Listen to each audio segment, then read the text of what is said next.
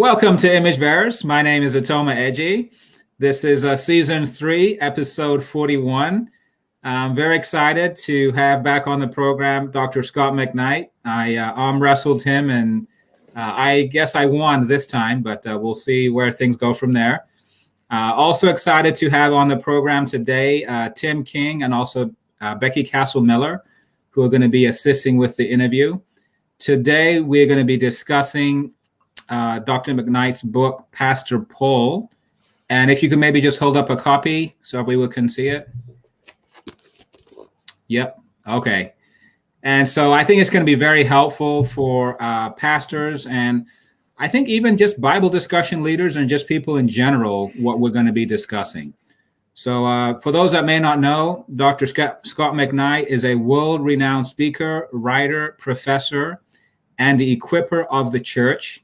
He is a recognized authority on the historical Jesus, early Christianity, and the New Testament. And a side note, I do love his podcast, Kingdom Roots. It's been pretty awesome. And I was just doing a brief bit of research before this episode, and I was looking on Amazon on his author page, and it says that Kristen, his wife, is a psychologist and the greatest woman on earth. So that's pretty awesome. So let's go ahead and dive on in. You want to go ahead and start us out, Tim? Yeah, thank you. And Scott, wonderful to be with you again virtually. It's been a while since I've been able to pester you with questions in a nice situation like this. And also a lot of fun to dive into one of your books. And this one in particular, just as soon as I started it, began thinking through different friends who I wanted to pass it along to, because I know in the about 15 years since I was your student as an undergraduate, I did have a lot of friends going to seminary. And I would have to say now the majority of my friends who went into seminary are no longer in pastoral ministry. Mm. And that the pastors who I am in touch with are describing this as some of the hardest time in their pastoral ministry. And so with this book, Pastor Paul, I want to just hear from you. What inspired you to write this book? And what do you think it has to say to pastors who are struggling right now with their calling? Yeah. Well, Tim, it's good to see you again. We have a lot of shared history that we could evoke and invoke in this situation, but we'll avoid that for now. Tim, when I left North Park and went to Northern Seminary, I started teaching seminary students. One of my courses was Paul. So I got to thinking one day when I was lecturing on the Corinthian epistles of all the wrong things, in a sense, that Paul did in how he communicated with the Corinthians. And so I just started exploring how Paul pastored the people that he dealt with and how different it was in the first century than it would be today. I mean, he can be so sarcastic, and just read 1 Corinthians 1-4, and you can guarantee you'd be fired if you talk like this to your churches today.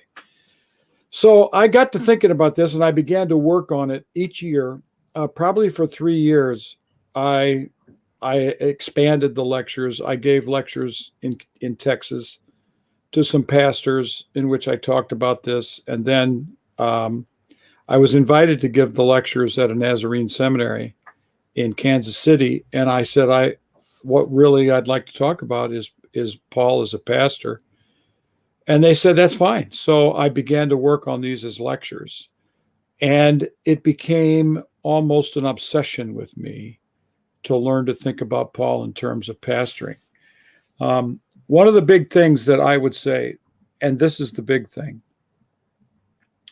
for Paul, pastoring was about culture formation and trying to form cultures that were like Christ in an empire that did not value a lot of what Paul did. So he was flipping the script, turning things upside down over and over, trying to get these Christians who weren't all that immediately responsive, especially in Corinth, to what he had to say. So if I would say one thing is that there's a lot to be learned from Paul about culture formation. There is also a lot to learn from Paul that not everybody's going to like you.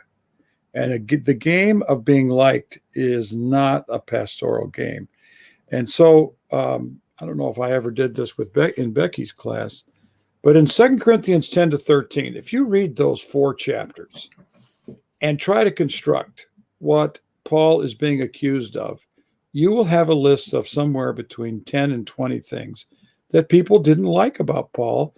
And he's bringing them up. Some of them he's a little sarcastic about. Some of them he flips. Some of them he counters, and others he defends himself. So the real world of pastoring is the world of Paul. And I think this can help pastors in our day a lot. And I know 25%, I was told recently that 25% of pastors today are thinking of quitting because during this, or at least have thought about it during the pandemic. So it's hard times. Yeah. And especially in a culture that teaches the church is a consumer product. Yeah. Because that desire to be liked is deep, especially when folks feel like they can go down the road. Yeah. And I mean, when churches are doing customer satisfaction theory studies, there's something to think about right there, you know. And so you talk about the standard is creating that culture, and specifically a culture of Christiformity. Yeah. And now this was interesting for me because I was taking classes from you specifically about Jesus, and we didn't dive into Paul quite as much in those classes. So hearing your take on Paul was always fun. So I kind of wanted to just ask you, with that culture of Christiformity, can you give us more of a definition and an idea of what that looks like? And then also, is it an important distinction for you that you chose to go along with kind of Paul's direction of primarily referring to Christ as opposed to Jesus? Yeah. Yeah, Tim, you know, I wasn't permitted to teach Paul at North Park because Cal Catter taught it, and that was his class, and that's the way it was. So I didn't teach Paul there. And I didn't get to teach Paul at Trinity either because all those other people were Pauline scholars. So Christiformity, I think I would go with Michael Gorman here and read Philippians 2, 6 through 11, that Jesus equal with God. So status, turning away from your status for the sake of blessing another person is the essential mark of Christiformity.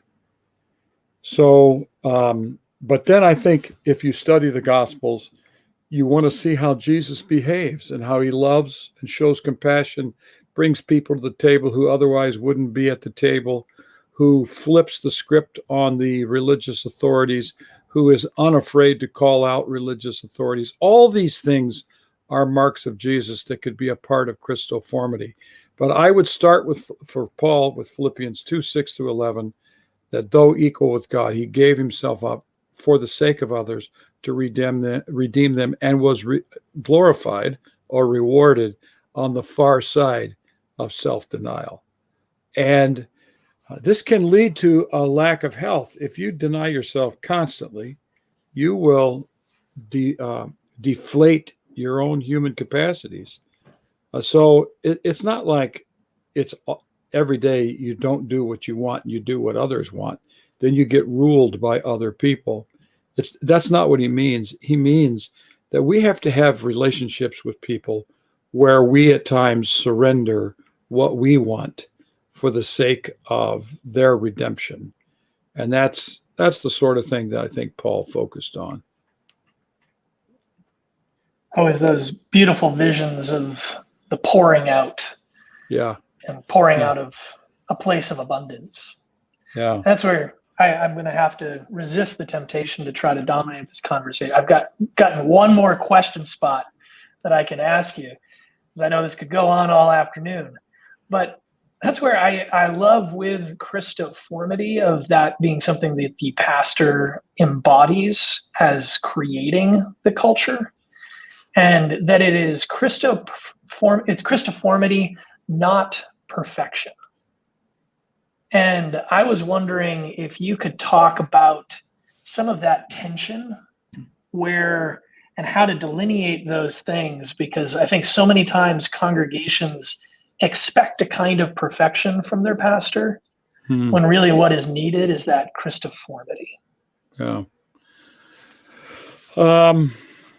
I would say number one is we need to have really good role models that we use as examples to other people in the church. Male and female, we don't have slave and free. Ethnic diversity, gender diversity, as role models of how things are done. And the minute you learn about role models that you use, let's say, and in a book that my daughter and I wrote, it has a church called Tove, we use Mr. Rogers as our role model. He was pretty dang good. I mean, that guy we don't have a whole lot of sins that we know about with him. He wasn't perfect with his two boys, but I think we need to have some role models that will deflate the perfectionism. The second thing is, I think the pastor has to practice Christiformity in a way that people see it and see the strengths and weaknesses of the pastor, herself or himself, whoever, so that they see a living example of what pastoring actually is. I think our pastor is beautiful about this, because from the pulpit, he will tell us things about himself that, I was impatient with Susan this week, or he'll say things about his life so that nobody thinks Jay is perfect. Nobody thinks Amanda, our associate pastor, is perfect. And yet we do not question their striving for Christiformity, because they do, and they exude this with us. So, Tim, this is a big issue. I'm concerned in the crap. This is acceptable language, I assume, Otoma, that we are seeing in the church today, that we recognize that people in the church expect pastors to be good Christians. That's not expecting too much. I think most of them have given up the idea that their pastors are perfect. That whole idea has been blown out of the water this year, the last 2 or 3 years. So I would say perfection is a problem in some occasions. Pastors need to confess their sins a little bit and say, I had a bad week. I was impatient with people on the staff. I said some things I should never have said. That sort of, if you do this every week, we don't want to hear about it, but every now and then the pastor opens up the window to say, I'm a Christian too. I'm a follower of Jesus. I'm not perfect. So I don't know if that answers your question or not, Tim, but it's a good question. It could go on for an hour. And especially poignant right now, as you've seen within the Catholic Church, the Southern Baptist Convention being some of the highest profile breaking apart of those things. But we know it's present in every denomination of that tension of the expectations we have for our pastors and our leaders, while at the same time still allowing them to be the human they are. Yeah, very good. Does that make it my turn, Tim? Yes. All right. I was Scott's student from 2016 to 2020 in the Master's in New Testament at Northern Seminary, which I attended live from the Netherlands because I was doing pastoral work in Europe, and have actually just moved back to the Chicagoland area. So now we're kind of neighbors with Scott and Chris. And I was. And she is the greatest woman, right? Chris is amazing. It's terrific. I was studying with Scott while he was writing this book. So we got to hear some of these ideas being worked out in our classes. Scott, I know that you are a big admirer of Eugene Peterson. How do you think that as a pastor, he portrayed and nurtured Christiformity in his life and in his church? Yeah, I am a big admirer. And I think I'm an admirer because I'm not a pastor, you know. I read the models and I think this guy gets it. He gets it. Becky, I think the big thing for me is he hated celebrity pastoring. He hated the glitz and glamour and wanted to create a church where people came together and worshiped God out of their own lives and stories. And he wanted to get to know people in their stories. He seemed to be as the least judging type pastor I think I've ever read about. Now, I don't know what he was like personally. I met him once, maybe twice. I think just once. So, but he just seemed to be non-judgmental in that way. And as a result, I think he created an environment in which people felt that they were welcome to be in the presence of God with one another. And I think that was one of his secret virtues as a pastor in creating Christiformity. Theologically, Eugene Peterson was Barthian, so he had a Christocentrism about his theology. So he would have always been focusing on Jesus. He loved the Bible. He wanted the Bible to be understandable to people, so he drew people to that. And in many ways, Eugene Peterson didn't fit anyone's role model, and that's about as Jesus-like as you can get.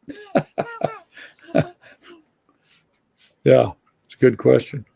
I like that about him. Now, you talk about pastors using storytelling to create culture. One of the big things pastors do is create culture.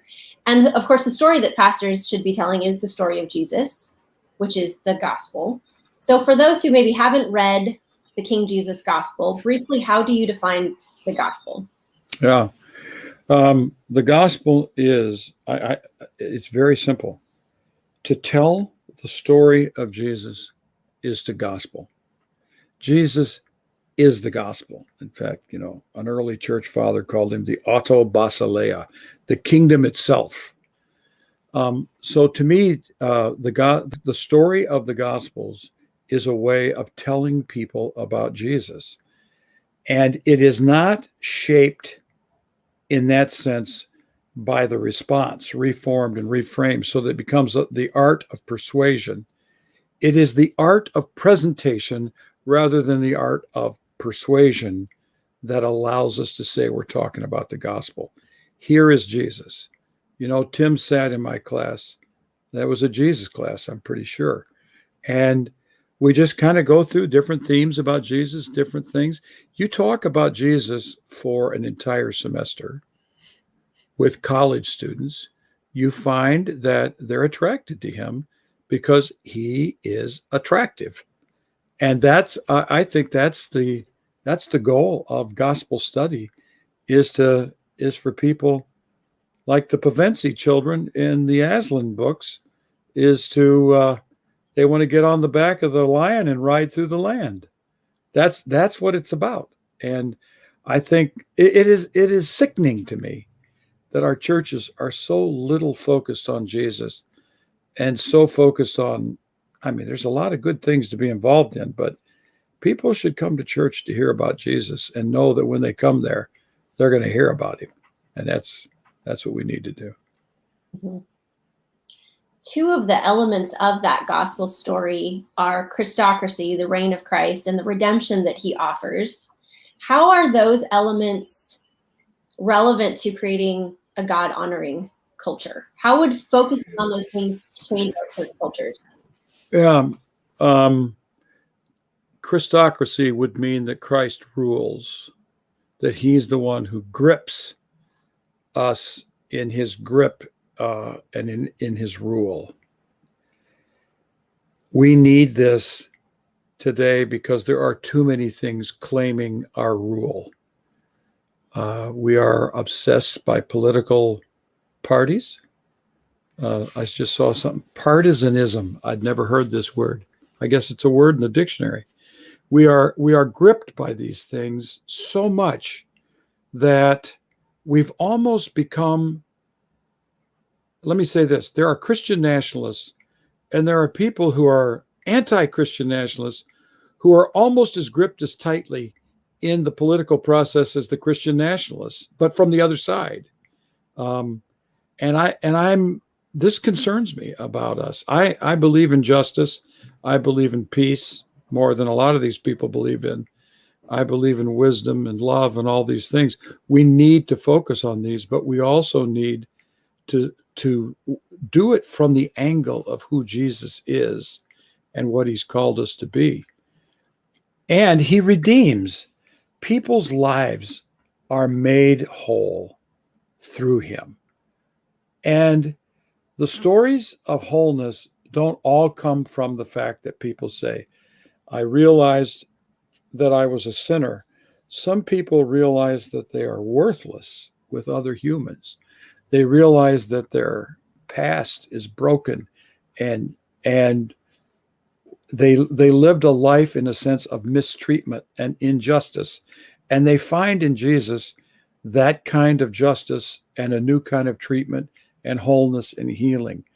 And I would want to expand the redemptive healing. I can't remember the word you used, Becky, but I would want to expand it to the gospel proportions. Because if you read, say, a chapter like Matthew, chapters 8 and 9, you see Jesus just healing all these people. That's the kind of healing that we want to have. And it wasn't all just forgiveness of sins, which he doesn't talk about that much. People are healed from demons. People are healed from sicknesses. People are socially rehabilitated. They're brought to the table. Prostitutes find meaning in life. They find a community that paves the way for them to be rehabilitated. All these things happen around Jesus, and that's the kind of healing community. In fact, I think that was one of the secrets of Eugene Peterson too, because he welcomed people. People from all different angles of life found healing in those kinds of churches that he built.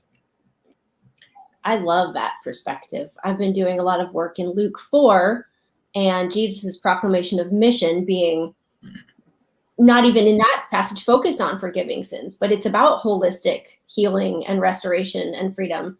So I really like that emphasis on some people don't need to find forgiveness of sins, or that's not what they come looking for. They're looking for healing and wholeness, and they can find that in Jesus. They don't need to get further beaten down. Yeah. They need a pastor to bring them to Jesus' healing. I love that. Yeah. Now, Pastor Paul is only one of many books. I see several more behind you. I see Tove. I see Reading Romans Backwards. And you've written over 50. I think it's over 60 now, isn't it? You've written a lot of books. Yeah. So we don't go with numbers too much, but I think it's over 85. Oh my! I need to do a fresh count. Based on the feedback that you've gotten from readers, which book or few books do you think has made the most impact on your readers? Oh, most impact. I'm often asked what is my favorite book, and I always tell them the last one I wrote because it was an obsession. That's my most recent obsession. Well, I would say Jesus Creed was the first book that I wrote that had any impact at all. The others nobody read, just sold a couple thousand copies, academics, so they could put it in footnotes. That was really an important book for me because I feel like I learned to write with Lil Copan at Paraclete. And then I would say King Jesus Gospel, because I challenged the typical format of how people understand the gospel. And I'm pretty honest with this. I think I present a pretty good case of what the Bible says. And I think a lot of people don't believe what the Bible says the gospel is. Well, I'm involved in a project right now on 4 or 5 views of the gospel. So I've written my chapter. I wish Kingdom Conspiracy had more impact. I I believe that message of the kingdom, but I find the George Ladd and the Kuyperian models are so deeply ingrained in people that it's hard to make a dent. And then with Laura Behringer, my daughter, a church called Tove, I think it's made me more of a church consultant than I want to be.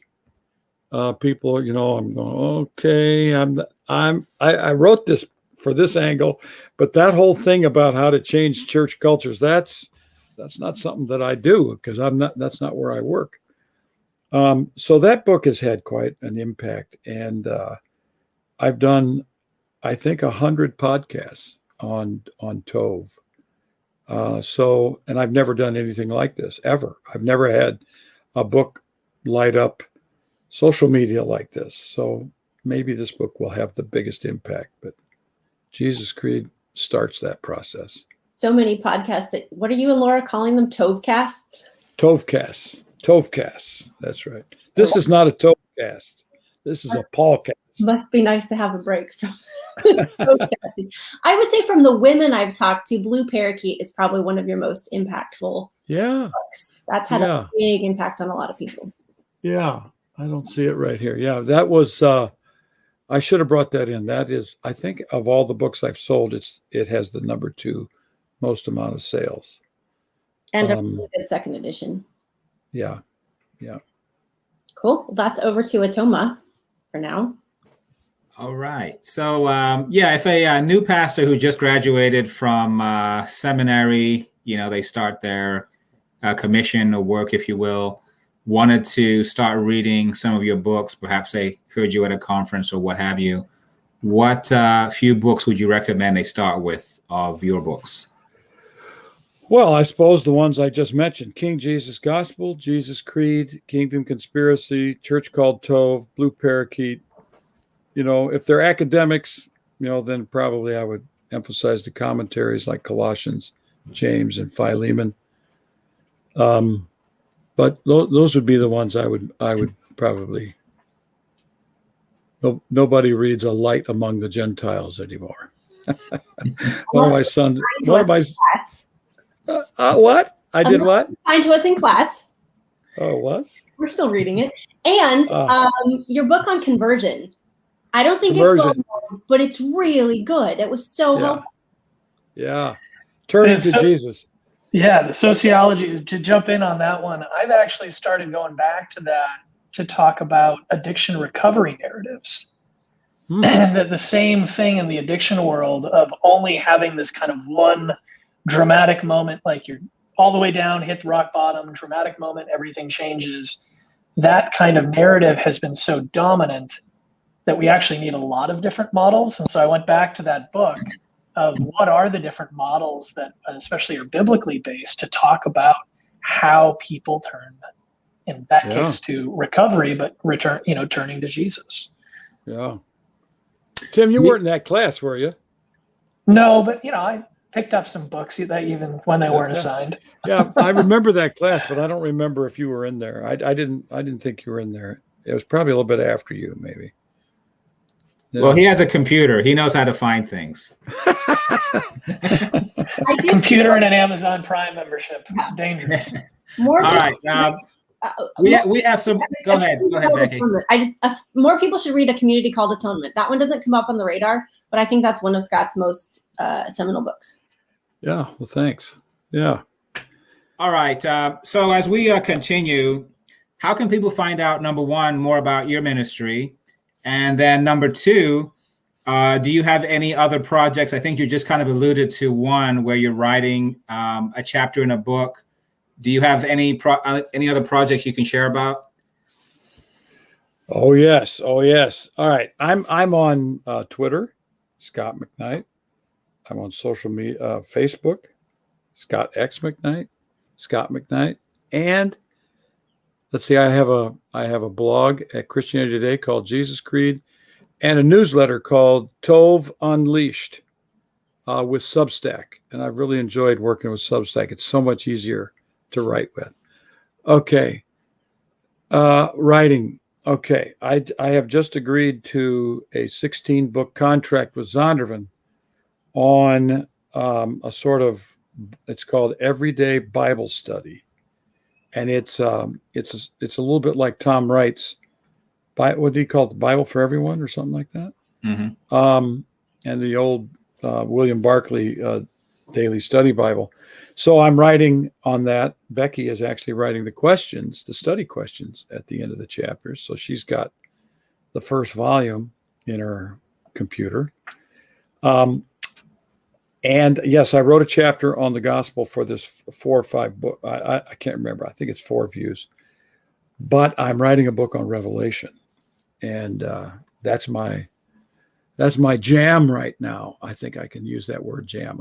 I'm never quite sure what it means, but it's called Revelation for the Rest of Us, and it's an attempt to contend that the dispensationalist model of speculation and predictive prophecy in many ways has ruined the book of Revelation from the kind of theopolitical discipleship that it is designed to create. And it is designed to create disciples who are dissidents of the presence of Babylon in our world today. So it should create a lot of people who at least see themselves as prophets, who speak into the world of Babylon in our societies. So I'm loving this project. Yeah, being subversive. I think that was one of the chapters that you had in a Pastor Cole poll. Yeah. World subversion. Yeah, world subversion. All right. So what I wanted to do right now is just to get a chance to share and just, give some encouragement to you, Scott, just for your body of work, your life, just the many various things that you've done and how you've impacted us and many others. So Becky's going to go ahead and start out. I'll go next. Actually, I'll take that back. Tim will start out. I'll go next, and Becky will close us out. And then we're going to have a section called Getting to Know You, where we have some 12 quick questions to get to know a little bit more about Mr. Scot McKnight. But I'm grateful for this part of this the program, because I had actually had on my heart to write you this email. And then when I heard that we were going to be doing this, I decided I could say it publicly. And I appreciated so much your class, because went in with an academic perspective, learning academic tools, learning this historical context. And I remember just walking away from your class, just thinking, okay, now how do I be more like Jesus?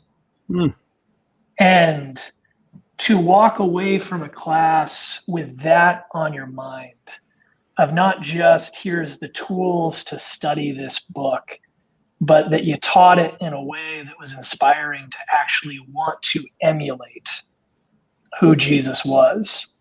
And, in walking, out of college, and, now you can be on Twitter and you can watch people deconstructing their faith and asking these questions, and feeling like I had gotten in your class these tools that, I didn't run into historical textual criticism and either have to block my ears and, try to make it all go away, or have my faith fall apart. Yeah. And I see so often that on, and these are broad strokes, so I don't mean to overgeneralize, but there's, some fundamentalist interpretations of scripture that just make it such a static book, where any kind of new information, any kind of new perspective makes things fall apart. And on the other end, kind of a very far, liberal interpretation that also makes it a static, dead book. And I loved the way that you taught a dynamic relationship with scripture, that the more you understood about historical context, the more you understood about the Greek and textual variants and origins from Q, it didn't make it all disappear, right? It didn't make it all didn't make it all, fall apart. It made it alive. It made it exciting to learn more.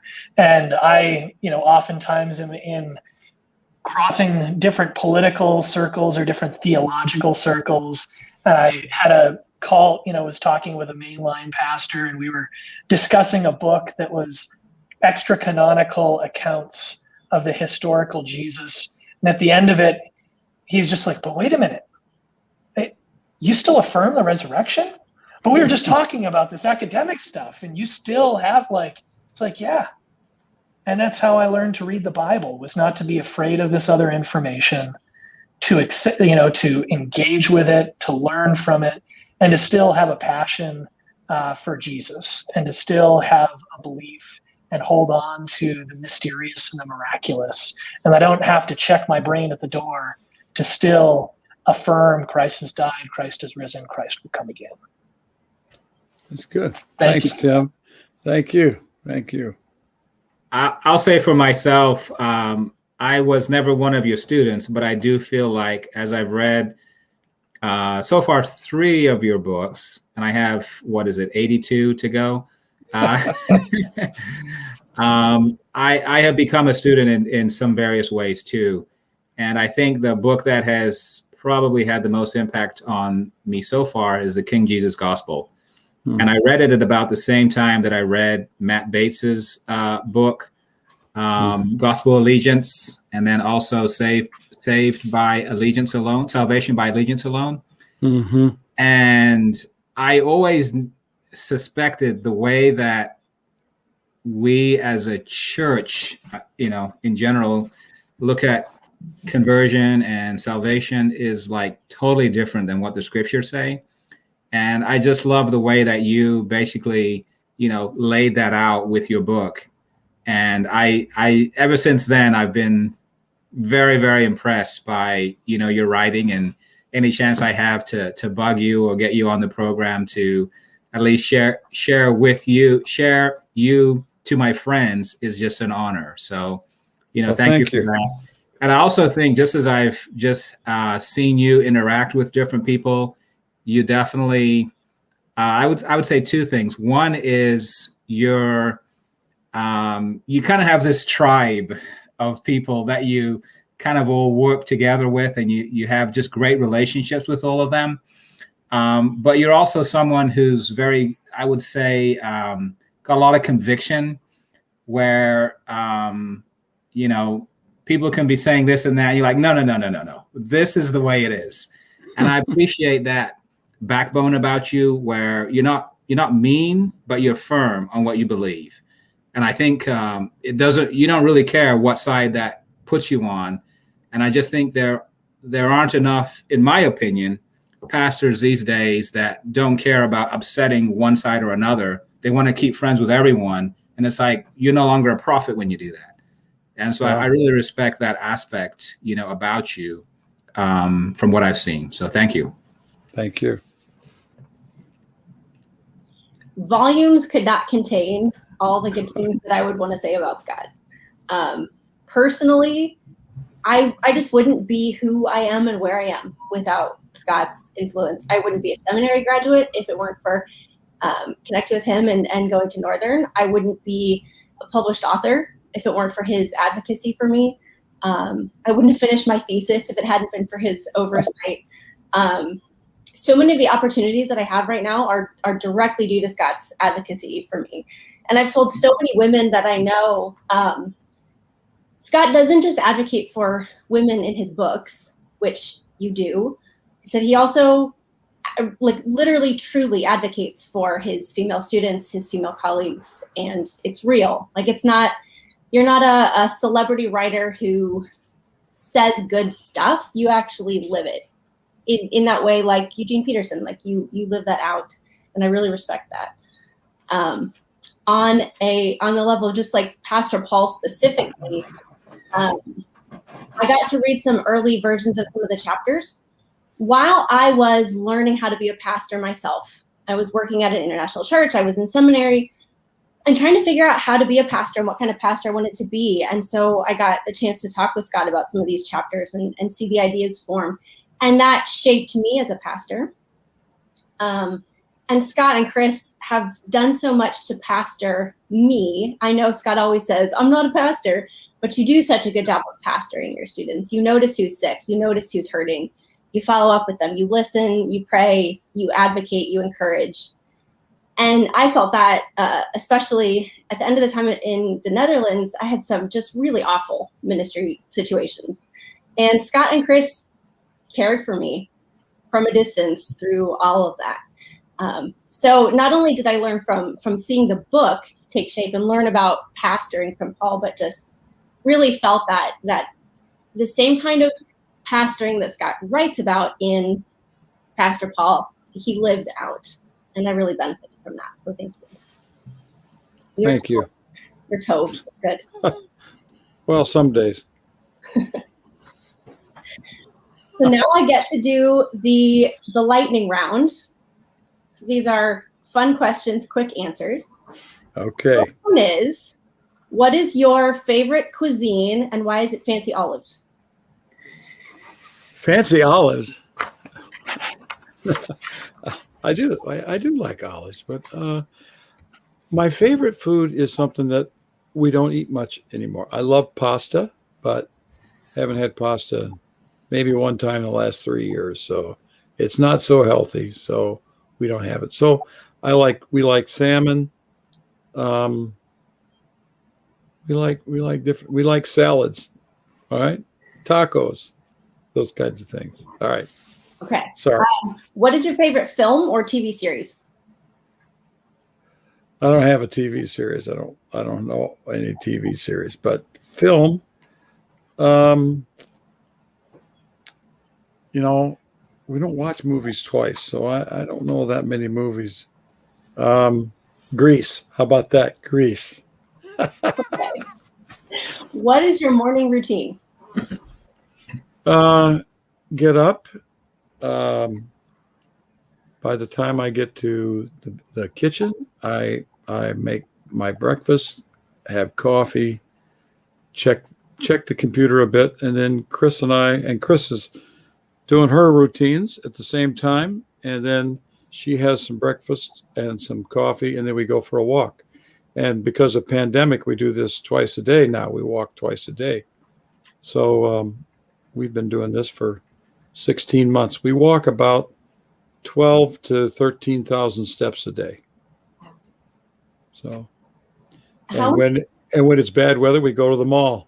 We're mall walkers. Dedicated. How many words on average do you usually write in a morning writing sprint? I've never calculated that. I work from probably 8 o'clock. I used to work a little bit earlier, but 8 o'clock to 11:30 when we have lunch, and then I'll work for an hour or two afterwards, and then I can't type much more after that, and then I read the rest of the day. Never work. I never write on weekends, and never in the evenings. If I work in the evenings, I can't sleep. There you go. The secret to writing 80+ books, everyone. That kind of schedule. Do you prefer paper Bible or a digital Bible? Digital Bible is not a Bible. Though you do tell your students to turn on their Bibles. Yes, that's just for the fun of it. Well, they have them. Yeah, I use the paper Bibles, but I use the search engines obviously from the computer Bibles. How do you? The statements I remember from Scott as an undergrad was he'd lift up his Greek New Testament and he goes, reading the Bible in English is like kissing your mother-in-law. It's just not as exciting. I've said that many times. Yes. And what do you say to students who bring an ESV into your classroom? They're not permitted in the classroom. We want real translations. What is your favorite book of the Bible at this moment? Revelation.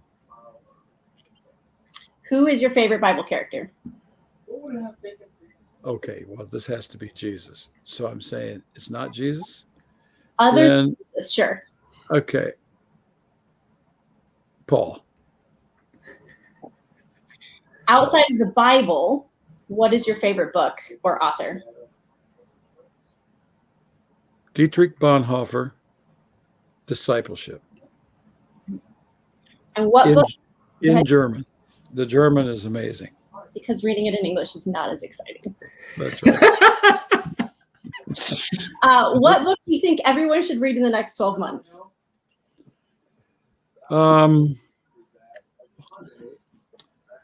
Either Kristen Kobus Dumay's Jesus and John Wayne or Beth Allison Barr's The Making of Biblical Womanhood.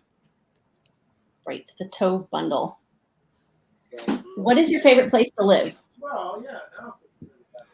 Oh, well, we love Libertyville where we live. We like our community, but we're very privileged that we have been able to visit so many places. And I like Italy, but I love Greece. I love those islands in Greece. We wanted to go this summer, but I mean, we could have been stuck in a hotel for 2 weeks in Greece, and that just wasn't worth the risk. So maybe I'd say Italy and Greece. Greece and Italy. Where do you most want to visit that you haven't been yet?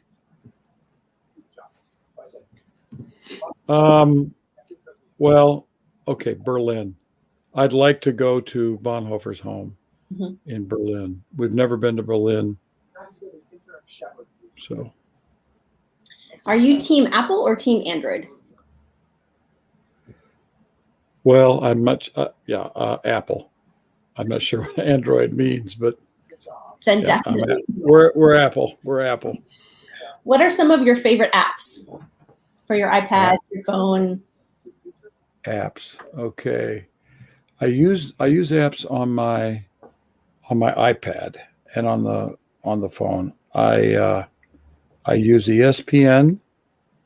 I use Flipboard. I'm not crazy about it, but it's one way I access news. And the Weather Channel. I like to use the Weather Channel. Nice. Okay, if you could place a billboard in your city, what would it say? Be Tove. Be Tove. And then I'd write, that means be good. Nice. Yeah.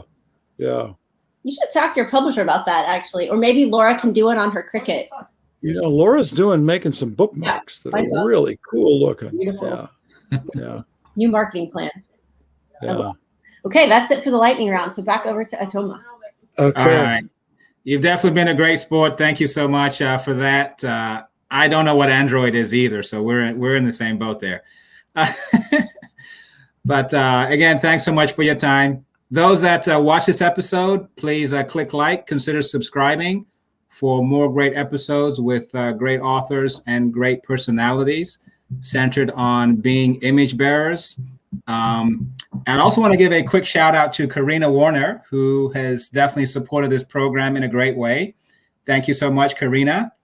And for those of you that want to listen to our first episode with Scot McKnight, there should be information in the show notes. My good friend Michael Burns joined us for that episode, and we discussed some of his other, not all of them, but some of the other 80 books that he has. We discussed, 3 or 4 of them. So thanks so much for your time, everyone. Thank you.